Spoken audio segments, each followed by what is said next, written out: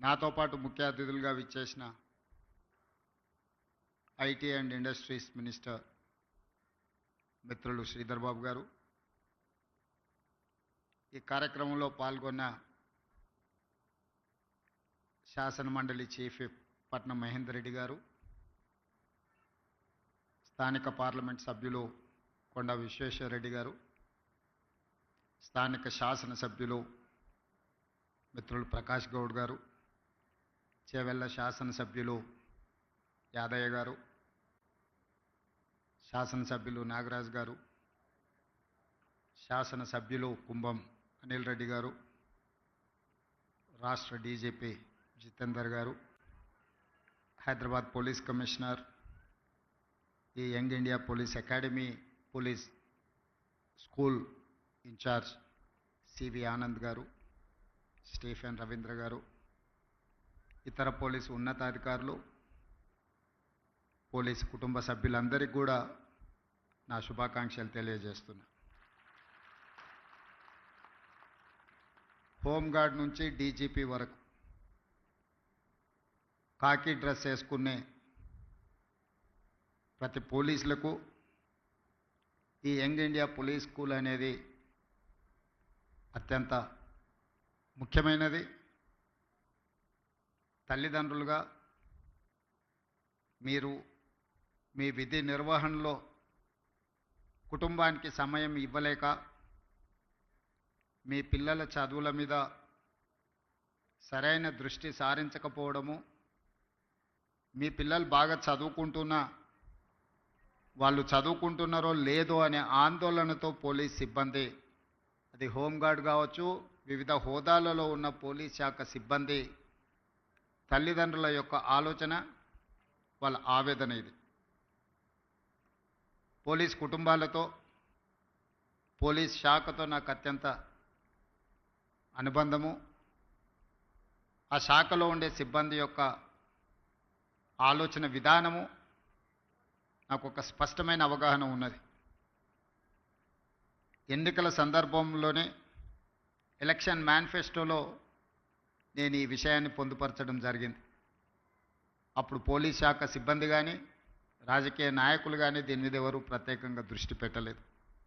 ఎందుకంటే ఎన్నికల్లో ఇచ్చే హామీలకు ఎన్నికల తర్వాత ఫలితాలు వచ్చిన తర్వాత పెద్దగా ప్రాధాన్యత ఉండదు అన్న ఆలోచన ఉందేమో, అందుకే ఎవరు దీని మీద పెద్దగా దృష్టి పెట్టలే.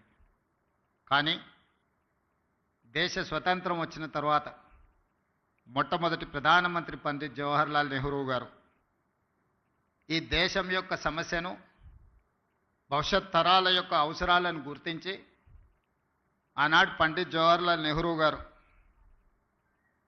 బిజిలీ, పానీ, సడక్, ఈ దేశం యొక్క మౌలిక స్వరూపం మారాలి అనంటే విద్యుత్తు ఉండాలి, తాగునీరు సాగునీరును అందించాలి, పల్లెటూర్ల నుంచి పట్టణాల వరకు రోడ్డు రవాణా వ్యవస్థ ఉండాలి అని ఆలోచన చేసి బాక్రానంగల్ నుంచి నాగార్జున సాగర్ డ్యామ్ వరకు పండిత్ జవహర్లాల్ నెహ్రూ గారి విధానంలో ఆ రోజు ఈ దేశం అభివృద్ధి పదం వైపు నడిచింది. ఆ రోజు ఎడ్యుకేషన్ అండ్ ఇరిగేషన్ ఆలోచన కూడా పండిత్ జవహర్లాల్ నెహ్రూ గారు చేశారు.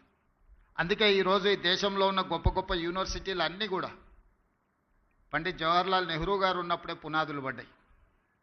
ఆ యూనివర్సిటీల నుంచి వచ్చిన విద్యార్థులే ఈ దేశ భవిష్యత్.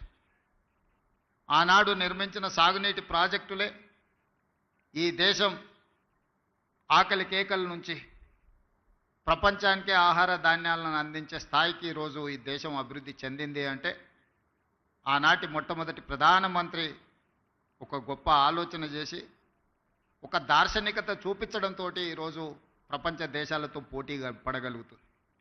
ఆ తర్వాత శ్రీమతి ఇందిరాగాంధీ గారు దళితులు, గిరిజనులు, ఆదివాసీలు, బలహీన వర్గాల యొక్క ఆకలి కేకలను, ఆలోచనను చూసి రోటీ కప్డా ఔర్ మకాన్ అనే స్లోగన్ తోటి ప్రజలకు రోటీ కప్డా ఔర్ మకాన్ అనే విధానాన్ని తీసుకొచ్చి పేదలకు సహాయాన్ని అందించారు. ఆ తర్వాత రాష్ట్రాలను తీసుకున్నప్పుడు ఈ మధ్యకాలంలో ఎక్కడికి వెళ్ళినా పాత్రికేయ మిత్రులు కానీ రాజకీయ విశ్లేషకులు ప్రతి ముఖ్యమంత్రికి ఒక బ్రాండ్ ఉన్నది, మీరు 16 నెలలైంది ముఖ్యమంత్రి అయ్యి మీరు ఏ బ్రాండ్ క్రియేట్ చేసుకోలేకపోతున్నారు ఎందుకు అని ప్రశ్నిస్తున్నారు. నేను చాలా సందర్భాలలో నవ్వి వదిలేసిన. ఎందుకంటే ప్రశ్న అడిగేవాళ్ళు నేను ఏ బ్రాండ్ కోసం ప్రయత్నం చేస్తున్నో వాళ్ళు అవగాహన చేసుకునే పరిస్థితిలో లేరు అని. మొట్టమొదటిసారి 2 రూపాయలకు కిలో బియ్యం ఇచ్చిన ఎన్టీ రామారావు గారు పేదవాడు తెల్లన్నం తిన్నప్పుడల్లా వారిని గుర్తు చేసుకుంటాడు. ఐటీ కంపెనీలను, హైటెక్ సిటీని ఇవి చూసినప్పుడు చంద్రబాబు నాయుడు గారు గుర్తొస్తాడని చెప్తారు. అదేవిధంగా జలయజ్ఞం వ్యవసాయాన్ని ప్రాధాన్యతగా తీసుకొని ఉచిత కరెంటు నుంచి సాగునీటి ప్రాజెక్టుల వరకు రైతుల సమస్యలను చర్చించినప్పుడు రైతు బాంధవుడుగా డాక్టర్ వైఎస్ రాజశేఖర రెడ్డి గారు గుర్తొస్తారు.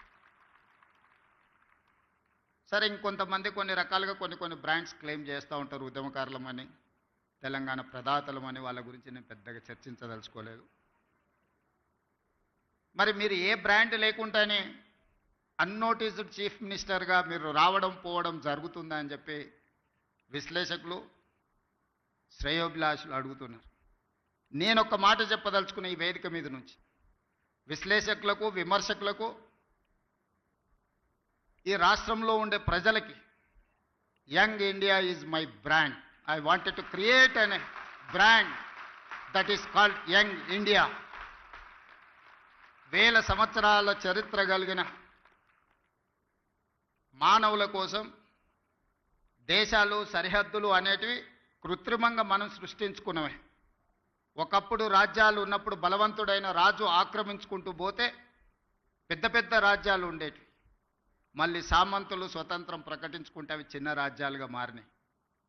రాజ్యాల సరిహద్దులు మనం సృష్టించుకునే. ఈరోజు వీసా విధానం ఒకప్పుడు పాకిస్తాన్, ఆఫ్ఘనిస్తాన్ వరకు అఖండ్ భారత్. కానీ దేశ విభజన జరిగిన తర్వాత బంగ్లాదేశ్, పాకిస్తాన్, ఆఫ్ఘనిస్తాన్ రకరకాల దేశాలుగా ఈరోజు వీసాలు తీసుకొని మనం వెళ్తున్నాం. ఈ సరిహద్దులు అన్నీ కూడా మనం కృత్రిమంగా సృష్టించుకున్న సరిహద్దులే, మానవులు తయారు చేసుకున్న సరిహద్దులు. కానీ వీళ్ళందరికీ అవసరమైన అవసరాలు ఏమి? వీటి మీద ప్రత్యేకమైన దృష్టి పెట్టాల్సిన అవసరం పాలకుల మీద ఉన్నది. అది రాజ్యాలు కావచ్చు, స్వతంత్ర భారతదేశం కావచ్చు. భారతదేశానికి స్వతంత్రం వచ్చి 75 సంవత్సరాలు పూర్తి చేసుకున్నామంటే this is one of the youngest country in the world. స్వతంత్ర భారతదేశంగా 75 సంవత్సరాలు అనేది చాలా చిన్నది. మనం పురాణాలను విన్నప్పుడు, చరిత్రలు చదివినప్పుడు 1000 సంవత్సరాల చరిత్ర గురించి మాట్లాడుకుంటున్నాం, చర్చించుకుంటున్నాం. 1000 సంవత్సరాల చరిత్రలో 75 సంవత్సరాలు అనేది ఒక చిన్న ప్రయాణం మాత్రమే.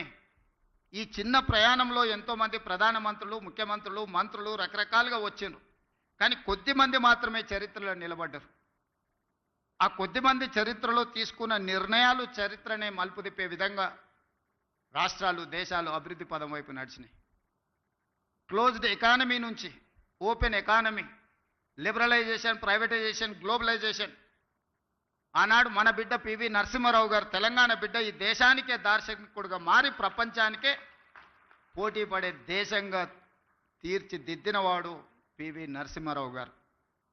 ఈరోజు దేశంలో ఎవరికి ఇష్టం ఉన్నా లేకపోయినా, వారికి నచ్చినా నచ్చకపోయినా పివి నరసింహారావు గారి పేరు తీసుకోకుండా లిబరలైజేషన్, ప్రైవేటైజేషన్, గ్లోబలైజేషన్, ప్రపంచ దేశాలతో భారతదేశం పోటీ పడుతున్న విషయాన్ని ప్రస్తావించలేరు. అది వారి యొక్క విజ్ఞత.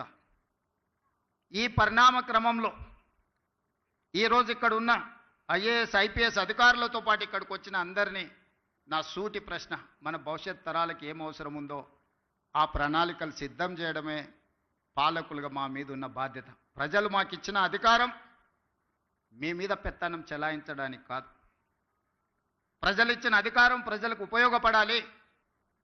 ప్రజల శ్రేయస్సు కోసం మేము విధి విధానాలను సృష్టించాలి. ఆ విధి విధానాలు భవిష్యత్ తరాలకు ఉపయోగపడాలన్న ఆలోచనే మా ప్రభుత్వం యొక్క ఆలోచన, ప్రజాపాలన యొక్క విధానం అని చెప్పి నేను ఈ సందర్భంగా చెప్పదలుచుకున్నాను. అందుకే ఈరోజు ఒక్కొక్కరికి ఒక బ్రాండ్ ఉంది అనేది అయితే అంటున్నారు. ఈరోజు నా బ్రాండ్ యంగ్ ఇండియా. అందుకే ఈరోజు యంగ్ ఇండియా స్కిల్స్ యూనివర్సిటీని మనం మొదలు పెట్టుకున్నాం.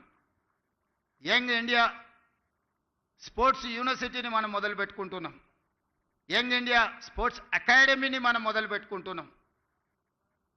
నేను సౌత్ కొరియా విజిట్ చేసిన ఈ మధ్యకాలంలో మా మిత్రుడు శ్రీధర్ బాబు గారితో.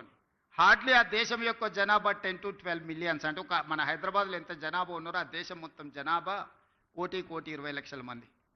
కానీ ఒలింపిక్స్లో 32 మెడల్స్ వచ్చినాయి వాళ్ళకు. భారతదేశానికి గోల్డ్ మెడల్ గుండు 0.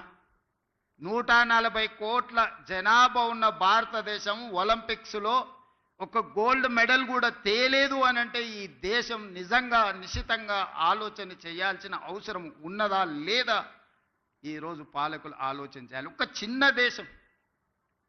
నేను అక్కడ సౌత్ కొరియన్ స్పోర్ట్స్ యూనివర్సిటీ ఒక 30 acres క్యాంపస్, జస్ట్ ఆ స్పోర్ట్స్ అకాడమీని నేను చూడడానికి వెళ్తే అక్కడ ఒక అమ్మాయి కలిసింది నాకు. ఆ అమ్మాయి ఆర్చరీలో 3 గోల్డ్ మెడల్స్ సాధించింది. ఒక కాలేజ్ కిడ్ ఆ దేశం యొక్క ప్రతిష్ట 3 బంగారు పతకాలు సాధించి సౌత్ కొరియాను ప్రపంచ పటంలోనే గొప్పగా నించోబెట్టినప్పుడు 140 కోట్ల జనాభా ఉన్న ఈ దేశం ఒక గోల్డ్ మెడల్ సాధించలేదు అని అంటే నిజంగా ఈరోజు మనం ఏ ప్రణాళికల మీద ఆలోచన చేయాలనో మనందరం విశ్లేషించుకోవాల్సిన అవసరం ఉన్నది. ఇవాళ ఫీ రియంబర్స్మెంట్, ఇతర పథకాలు, లేకపోతే మన ఆర్థిక స్తోమత పెరగడం వల్ల తల్లిదండ్రులకు పిల్లల యొక్క విద్య మీద ప్రత్యేకమైన దృష్టి సారించడం వల్ల మన స్పెండింగ్ కెపాసిటీస్ పెరిగినాయి. లేదా మన ఆదాయాన్ని మొత్తం పిల్లల చదువుల కోసమే పెడుతున్నాం. కానీ చదువుకున్న పిల్లలకు చదువుకు తగ్గ ఉద్యోగము, వృత్తి నైపుణ్యం ఉన్నదా అంటే లేదు. There is an gap between demand and supply. ఈరోజు ప్రతి సంవత్సరం మన దగ్గర ఉన్న 175 ఇంజనీరింగ్ కాలేజీల నుంచి 1,10,000 మంది ఇంజనీరింగ్ గ్రాడ్యుయేట్లను తెలంగాణ రాష్ట్రం ఉత్పత్తి చేస్తుంది. ఇందులో నాణ్యత ఎంత అని అంటే ఎవరి దగ్గర దీనికి జవాబు లేదు.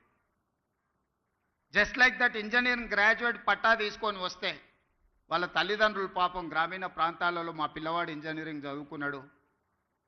ముఖ్యంగా నా నియోజకవర్గం నుంచి పేదవాళ్ళు వస్తుంటారు, సార్ నువ్వు ముఖ్యమంత్రి గారివి ఎలాంటి పెద్ద కంపెనీలకు చెప్తే మా పిల్లోడికి ఉద్యోగం వస్తుంది. ఆ కంపెనీ వాళ్ళతో మాట్లాడితే వాళ్ళు అతన్ని ఇంటర్వ్యూ చేస్తే ఆయన అప్లికేషన్ ఫామ్ కూడా నింపుకోలేకపోతున్నాడు, సార్ ఏ రకంగా ఉద్యోగం ఇవ్వాలి, మేము ఈ బరువును మోయలేము, మేము ఒక మనిషిని తీసుకుంటే డబ్బులు కాదు, ఆఫీస్లో ఒక కుర్చీ, ఫ్యాను, ఏసీ, అతనికి కావాల్సినవి అన్నీ ఇస్తే ఇట్లా ఒక 10 మంది మా సంస్థలో చేరినంటే మా సంస్థ ఉద్యోగాలు ఇచ్చుడు కాదు, మేము ఉద్యోగాలు ఎత్తుకుంటూ పోవాల్సి వస్తుంది సార్ అని చెప్తున్నారు వాళ్ళు. అందుకే ఈరోజు ఆలోచన చేసి 1,10,000 మంది ఇంజనీరింగ్ గ్రాడ్యుయేట్లను ప్రతి సంవత్సరం తయారు చేస్తున్న తెలంగాణ రాష్ట్రం వాళ్ళకి సాంకేతిక నైపుణ్యం నేర్పించాలి. ప్రపంచ దేశాలలో ముఖ్యంగా మిడిల్ ఈస్ట్ కంట్రీస్లో, డెవలప్డ్ కంట్రీస్లో కూడా చాలా ఆపర్చునిటీస్ ఉన్నాయి.